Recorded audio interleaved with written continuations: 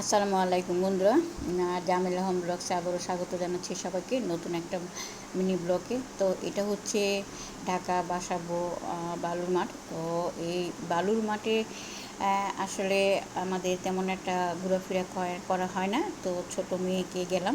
তো বৃষ্টি হয়েছিল, সেই দিন খুব বৃষ্টি হয়েছিল। বৃষ্টির পরের দিন গেছিলাম আমরা, কিন্তু রাস্তাঘাটের অবস্থা এত বেহাল ছিল, মানে কল্পনার বাইরে। তো যাই হোক, আমাদের বাসার থেকে বালুর মাঠ তেমন একটা দূরে না, কাছাকাছি আছে।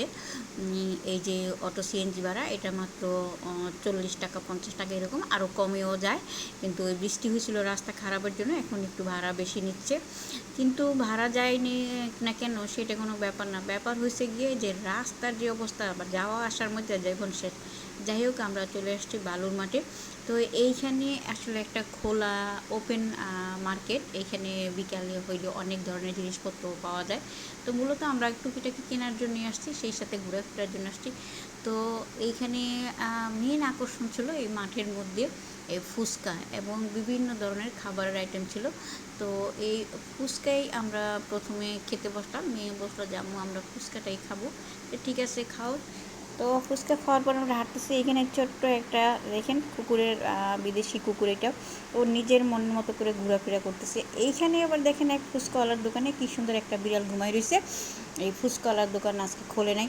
তো যাই হোক, ফুচকা খাওয়ার পরে মেয়ে আবার খেলো গ্যান্ডারের রস, বললো যে আম্মু গ্যান্ডারের রস খাবো। ঠিক আছে, খাও।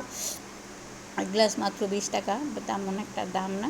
তো ঠান্ডা ঠান্ডা ছিল। এরপরে খাইলো মেয়ে যেয়া এই যে আলুর চিপস, বললো যে আম্মু আমি এটাও খাবো। ঠিক আছে, খাও। তো খাওয়া দাওয়া শেষ করে আমরা এখন সামথিং কেনাকাটার দিকে নজর দিলাম। তো আসলে মেয়েদের যা অভ্যাস আর কি, এইসব জিনিস দেখলে ওরা একটা কিনবে, অযথা পয়সা খরচ করবেই। এইখানে আমার মেয়ে হোক আর আমি হোক, যেই হোক না কেন।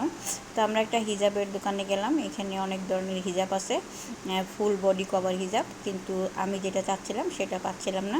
তো ছেলেটা আমাকে বলতেছে, আন্টি আপনি যেটা চাচ্ছেন এটা আপনাকে করে নিতে হবে, আপনি রেডিমেড পাবেন না, অথবা অর্ডার দিয়ে বানাইতে হবে।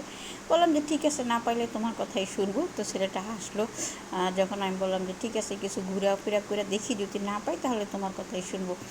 তো যাই হোক, আমরা ওই দোকান থেকে মেয়ে একটা ব্যান্ড নিল, আর অন্য দোকানে, এই দোকানে এসে আমি একটা 3 পিস নিলাম।